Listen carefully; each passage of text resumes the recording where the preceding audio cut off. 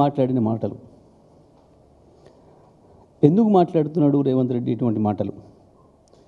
Sir చాలామంది బయట ఎదురు చూస్తున్నారు. నాకు చాలామంది ఫోన్లు కూడా చేస్తూ ఉన్నారు రాత్రి నుంచి. సార్ ఆయన స్థాయిలో మీరు మాట్లాడాలి, ఇవ్వాలి. నేను ఆయన స్థాయికి దిగజారను. అట్లా ఎవరైనా భావిస్తే పొరపాటు. నేను అట్లా దిగజారను. నేను నా స్థాయిలోనే ఇస్తాను. ఎంత అరిచినా, ఎంత మొత్తుకున్నా, ఎంత సెల్ఫ్ డబ్బా కొట్టుకున్నా స్పందన కనపడతలేదు అక్కడి నుంచి.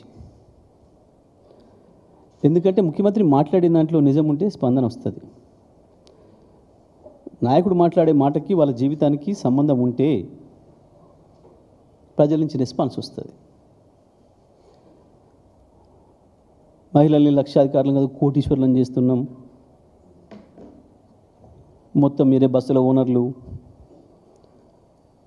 మొత్తం పవర్ ప్లాంట్లకు మీరే ఓనర్లు, మీకు వేల కోట్ల రూపాయలు రుణాలు ఇచ్చినాం.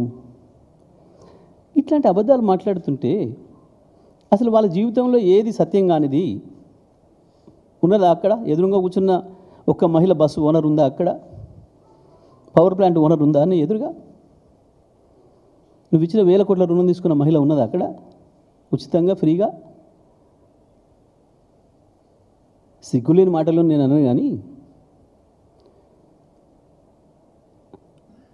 అవి మాట్లాడడం మాత్రం, మాట్లాడడం, లేని గొప్పలు చెప్పుకోవడం మాత్రం సిగ్గుమాలిన పని. దీనికి రెస్పాన్స్ లేదు మహిళల నుంచి, ఎదురుగా కూర్చున్న వాళ్ళ నుంచి రెస్పాన్స్ లేదు. వాళ్ళకు రూపంలాగా కూర్చున్నారు. ఎందుకో మళ్ళీ తెచ్చిండ్రు, రమ్మన్నారు, వచ్చినాం, మళ్ళీ బస్సులు వదిలిపెడితే బస్సులలో మళ్ళీ పోతాం అన్న భావన కనబడుతుంది.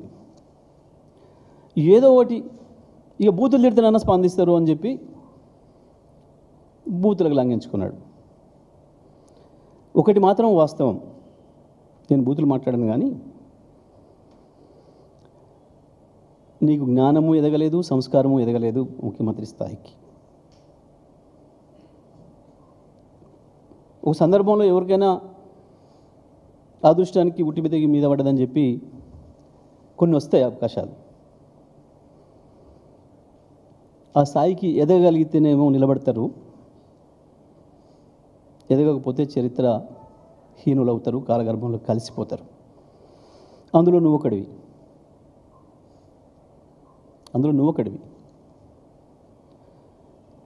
ఇక నువ్వు మాట్లాడిన అబద్ధాలు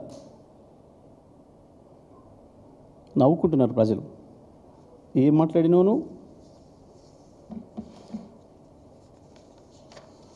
రేషన్ కార్డుల మీదనే మాట్లాడదాం మొట్టమొదలు, మిగతా తర్వాత పోదాం. రేషన్ కార్డులు గత ప్రభుత్వ హయాంలో, కేసీఆర్ ప్రభుత్వ హయాంలో ఒక్కటి కూడా ఇవ్వలేదు. ఇప్పుడు మేము వచ్చినాకనే ఇస్తున్నాం 10 ఏళ్ళ తర్వాత. అసలు రేషన్ కార్డులు ఇవ్వటం ఏంది, ఇంకా రేషన్ కార్డుల కొరకు ఎదురు చూడు అయిన తర్వాత మాట్లాడతా, కానీ మేము రేషన్ కార్డులు ఇచ్చినాం మా ప్రభుత్వ హయాంలో అని చెప్పడానికి నీ బట్టి విక్రమార్క సాక్ష్యం. మీ బట్టి విక్రమార్క మూతికి గుడ్డ కట్టుకొని పంచుతున్న చూడు రేషన్ కార్డులు. ఏ కాలంలో?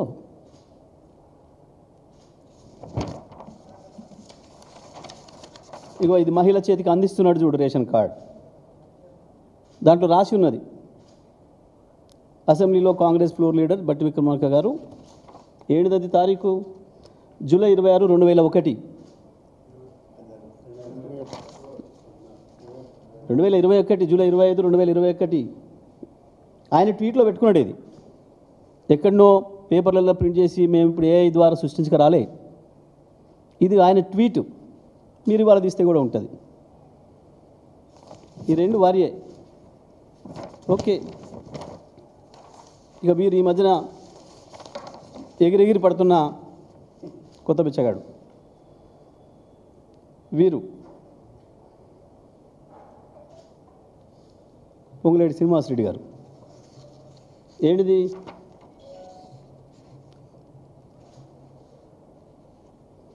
Srinivasa Reddy alias Seenanna, Khammam, ex MP, TRS state leader. Okay కదా? ఇవి మేము సృష్టించినవి, మా ఏఐతులు సృష్టించినవి కావు కదా? ఓకే. ఒకసారి ఎవరన్నా పత్రికా మిత్రులు వారి పత్రికా సమావేశాలకు హాజరైన వాళ్ళు ఎవరు ఉంటే దయచేసి ఇవి చూపించి ఒక్కసారి ప్రశ్న అడగాల్సిందిగా విజ్ఞప్తి చేస్తాను. ఇక ఇంకొకటి కూడా ఉండాలి మన జిల్లాకు సంబంధించి. చౌటుప్పల్లో ఆ రోజు రాజగోపాల్ రెడ్డి గారు కాంగ్రెస్ మునుగోడు శాసనసభ్యుడిగా నా చేతిలో ఉన్న మైకు గుంజుకుంటున్నప్పుడు జరిగిన వాగ్వాదం రేషన్ కార్డుల పంపిణీలోనే. అక్కడ మా ఎమ్మెల్యే లేడు, నేను మంత్రిగా నేను ఈంచెల్లి పోతూ సూర్యాపేటకు పోతూ అందవే యాదాద్రి భువనగిరి కలెక్టర్ గారు, సార్ మీరు ఇక్కడ కూడా ప్రారంభించిపోండి అని అంటే, సార్ నేను సూర్యాపేటకు వెళ్ళేది ఉందమ్మా, భువనగిరి అక్కడ చౌటుప్పల్ దారిలో ఉంటుంది, అక్కడ ఏర్పాటు చేయండి, నేను అక్కడ ప్రారంభం చేసిపోతా, అక్కడ స్థానిక ఎమ్మెల్యే గారిని కూడా పిలవండి అని చెప్పి పైన మేము పంచిన కార్డుల సంఖ్య 6.5 లక్షలు. ఇంతవరకు తీసేయండి, మిగతా ఉంచండి, అది తీసేయండి. మేము పంచిన కార్డుల సంఖ్య 6.5 లక్షలు. ఓకే, 6,47,479. ఇప్పుడు మీరు ప్రభుత్వంలో ఉన్నారు, లెక్కలు ఉన్నాయి అక్కడ.